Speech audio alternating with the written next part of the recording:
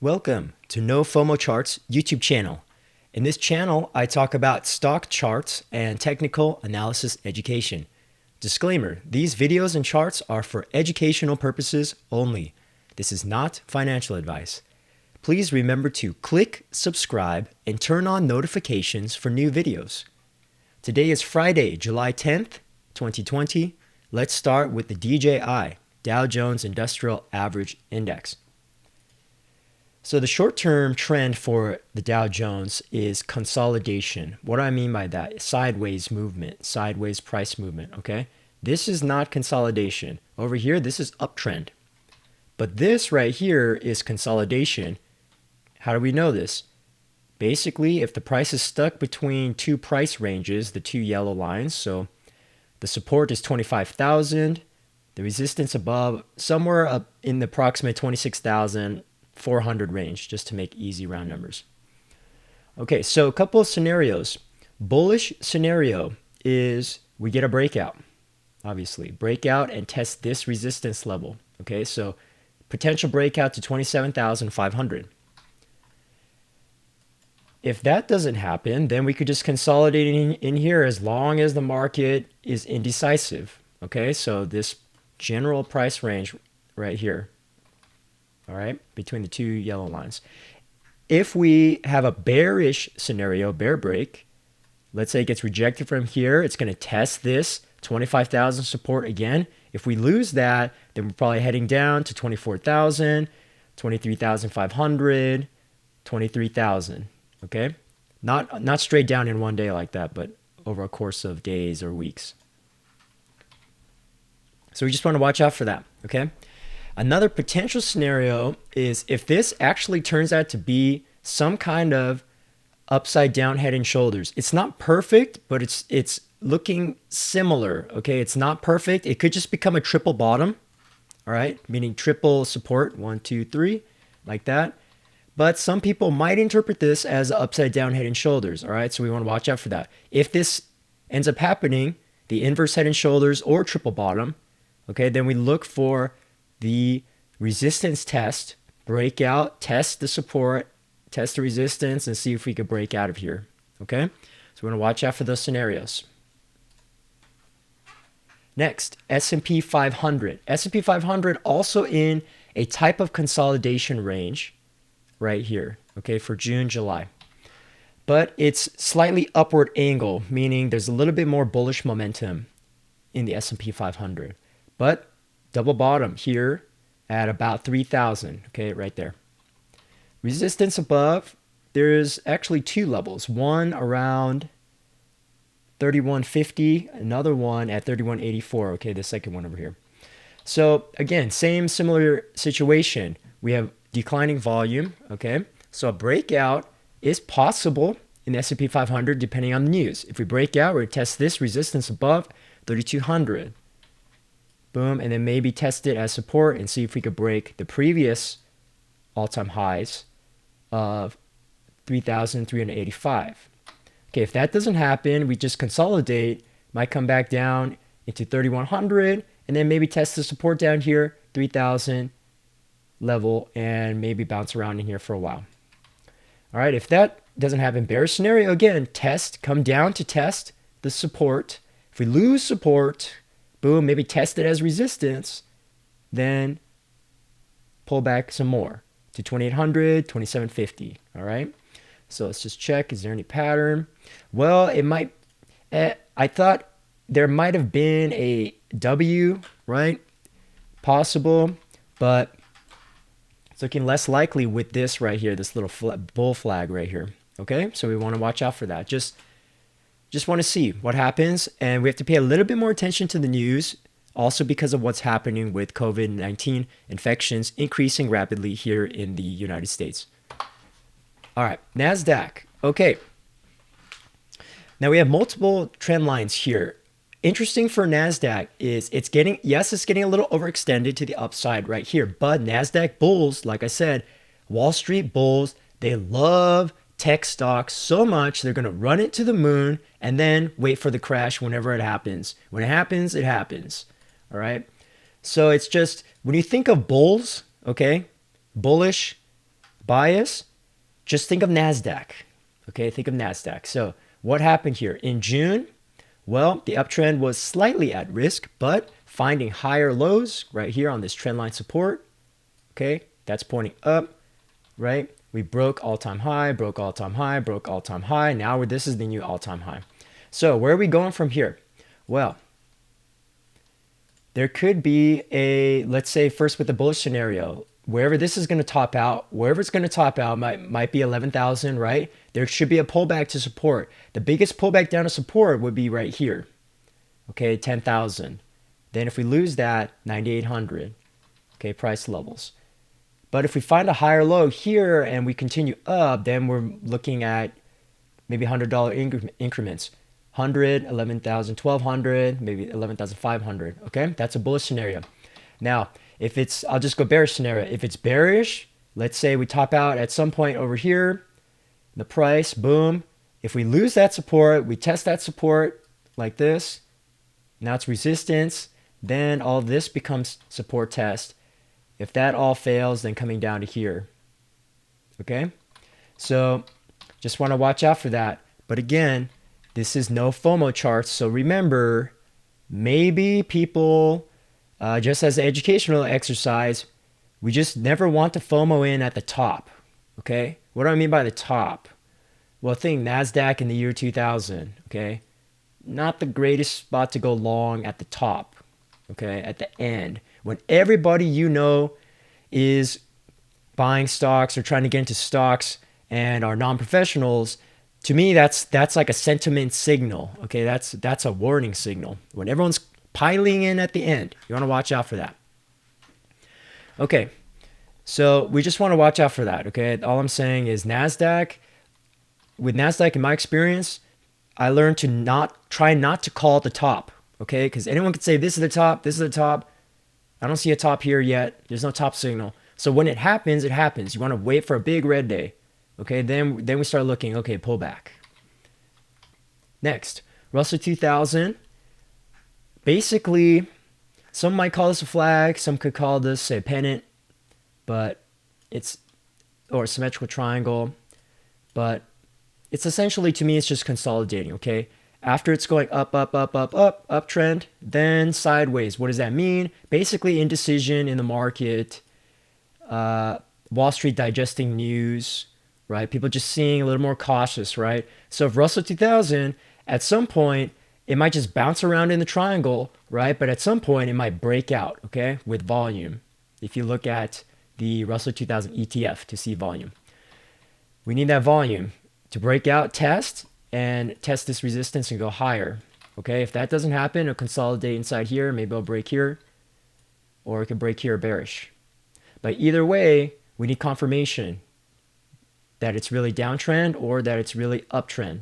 Okay, so the uptrend target for now, resistance would be 1500. The downside target for now would be probably this area. Okay, so about 1275. Just watch out for that. But again, Russell 2000 is often a sentiment indicator, psychological indicator. If the price is going sideways, then people can't make up their mind. Nobody knows exactly what's going on. Okay, VIX. All I'll say for this is VIX tried to have a bounce right here on the support trend line right here, okay? But it didn't pan out. All right, we got a little bit, but some good bullish news at the end of this week, especially today, earlier this morning, right? So we just want to watch out for this. Okay, I'll draw support here. So we have this trend line as support, and also we have support here, and we have resistance up here. So very simply, just stuck between 30.8 and 24.8. All right, so we just watch for a break. If you think about it, VIX is also kind of consolidating for 4 days. So there's something there in terms of volatility as well. Spot gold. Gold. Here we go. Again, longer term uptrend. All right, but we had a break. Interesting. In the last 2 weeks of June, okay, we broke out of 1747 price. All right, then we broke out of 1784, and we broke past 1800. Let's draw it. 1800. Okay. Boom, boom, boom. Resistance is on top. Then we topped out at 1813. All right. So here we are in July. What's in July? Okay. I should remind everybody that we have Q2 2020 earnings coming up. Earnings coming up in about 1.5 weeks from now. Okay. So middle of July.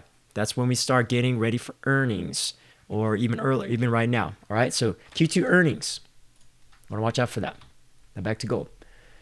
All right. We've reached the top of this channel. Do you see this? Top of the channel. Top of the channel. Resistance.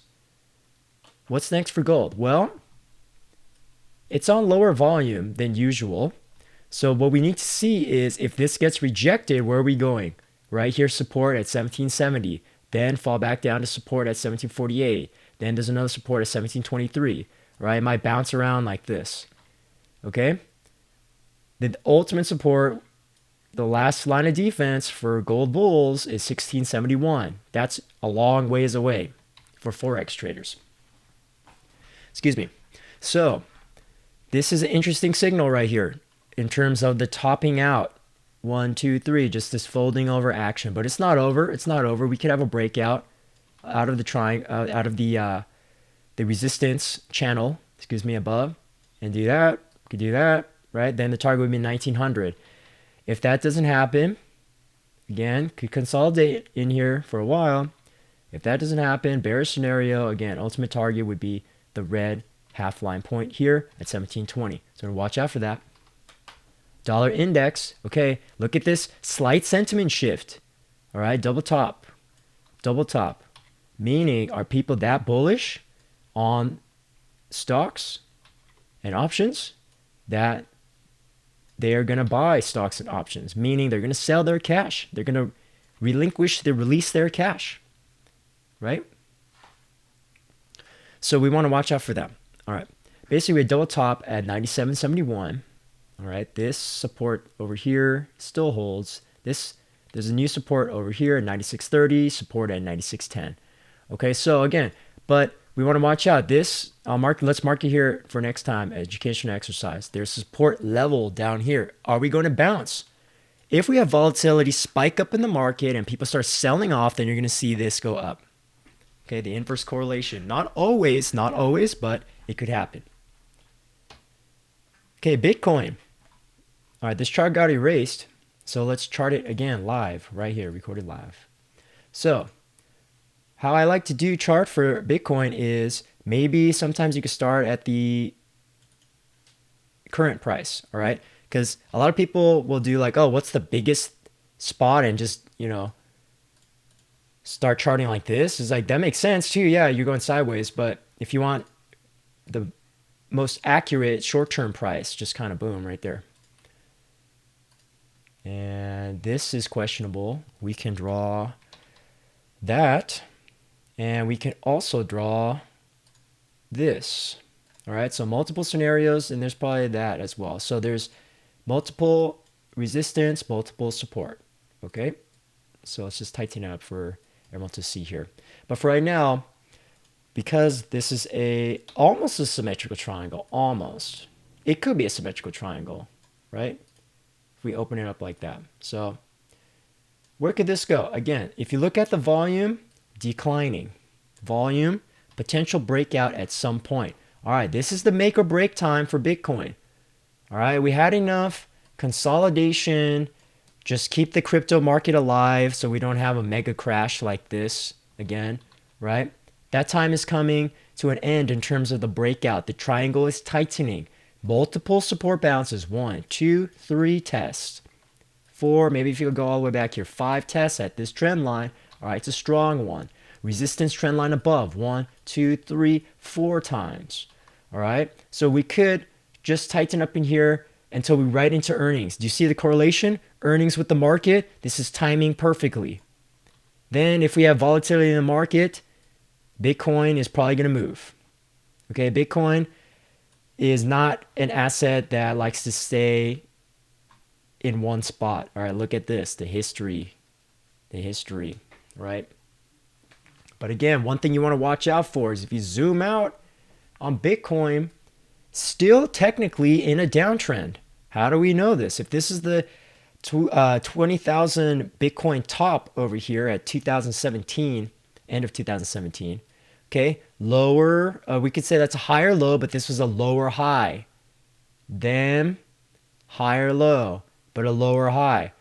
So one person could think, okay, it's downtrend, but the honest answer is more of tightening range.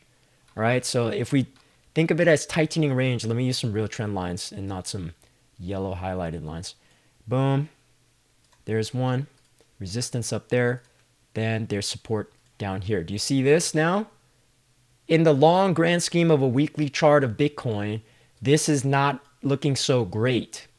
We need to have a, you'll see it in my next video, we need a Shanghai Composite China rally on this, style rally. What do I mean? We need this action to happen, then this, then boom, okay?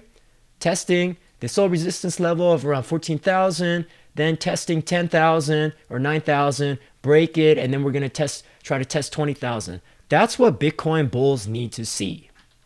If that doesn't happen, okay, we try to break out. If that doesn't happen, maybe a breakout and then fail, ultimately over many weeks coming back down to 6,000. Totally possible, right? Because that's the weekly support trend line. All right, so Bitcoin at a decisive spot. It's been how many months up here? Almost, let's say 2 months to almost 3 months, okay? Getting in that upper range. So Bitcoin bulls and bears, there's probably going to be a move coming up soon because of Q2 earnings in America, corporate earnings in the stock market. So watch out for that, everybody. US oil, this is from my TradingView account chart. So just a sidebar, I have a TradingView account and a Twitter account, links in the description below this video. So go ahead and follow us there, follow me there, and I put out charts whenever I see a good setup, okay? It's not just every single day. I'm not trading junk. Personally, it's for educational uses only. Just remember that. Educational use only, okay? So here, we have ascending triangle pattern on US oil ETF. Ascending triangle pattern. What does that mean? There's a horizontal resistance above with a upward sloping trend line below. Okay, usually it's a continuation pattern, usually. But why do I have a downside breakout target? It's because it's the pandemic, okay? Because if infections keep exponentially increasing global and we're going into wave 2 of the infections and it gets real bad, then maybe people aren't going to travel as fast as corporations think. Meaning it's bad in terms of travel, right? But again, if you look at what happened today, this week in the stock market, travel stocks are up at the end because once we have good vaccine news, then people think, oh, we're going to go travel again. That's why you see a little bit of oil. It went down yesterday and it came up today. Why? It's news. Psychology, mentality, reaction. How do people feel about it? Okay? So again, I'm using a conservative target. It was a plus or minus 15% target, right? I think I measured it from here. No, that's 40%. Actually, I measured it. It's not a perfect measurement, but I measured it from here because sometimes I like to do a conservative target, not a wild target like this of 40%. Yes, it could go 40% when you measure from top to bottom of here, but that's a little more longer term than my style. So I'm doing a little medium term style. Okay, so plus minus 15. Again, large volume confirmation needed. If we break out, it's probably going to break, test, and then eventually test this old resistance spot over here at this gap. If it breaks down, test the resistance above, and then test this support down here. All right, so it's plus or minus 15% potential. Let's see. All right, last one. Natural gas. Okay, so the lesson here on natural gas that I wanted to remind my other class and my students is the sensitivity on the daily chart. Okay, what do I mean by that? Because technically here, again, the psychology in last week's video was short. They shorted, shorts selling. Then what happened? Some buying. What does that mean? Shorts covering, shorts closing their positions. down here. Then we have a little bullish kicker candle. Okay, this looks weak, but it's not, because the psychology is people bought up and then short said nope and rejected the price down, went up and then came down. But what does this mean? Buyers, hello buyers, because if you combine this candle, then this stick would have been higher, right? In terms of here, this stick would have been higher. All right, so there is a little bit of shadow, a little bit of wick, a little bit of buyers on the downside. So then what happened? Boom, news. Okay, also it could have been a really ugly inverse head and shoulders. All right, that works too. Let's measure it. Boom, to the neckline, 15%.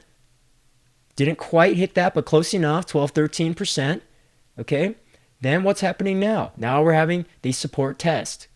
All right, so if it bounces, then the target is way up here at $11.55, $12 range. Let's just mark that for next time. All right, and see what happens. If that doesn't happen, okay, if we have a breakdown and this pattern is over, it could go 2 times, it could not, right? If it comes back down, then if we fall back down from support, test the resistance above, and then test the original support below. So targets could be, first target, 1029, 980, 950, back down to 9. All right, so the lesson on natural gas is to not underestimate double bottoms and to be very sensitive on the daily chart. Okay, because yes, I could go intraday, but I'm not showing that too much on this channel because I'm trying to do more medium to long-term analysis. Okay, so let's just spend a minute just thinking about what's happening. Okay, what's happening? What's happening? Think about this. Let's bring Google Calendars into the mix. All right, it's July 2020. Okay, we just had a holiday in the USA, Independence Day. Stock market was closed on this day. Then everyone had a relaxation on this day, July 4th. What's next? We're here.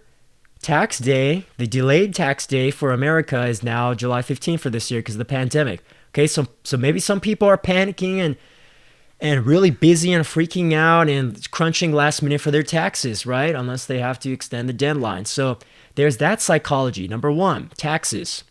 Number 2, COVID-19 infections increasing for the USA, okay? Number 3, we have stock earnings starting basically the week of the 20th, all right, 2021, 22. That's when we're going to get hundreds of companies reporting their stock earnings, all right? So this next week might be the quiet before the storm, all right? It could explain why are we consolidating? Why is Nasdaq going up so much?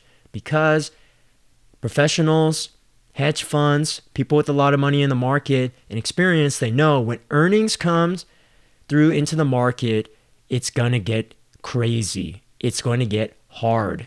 Okay, so they're just riding the easy wave right now, especially if we don't have that much news this week.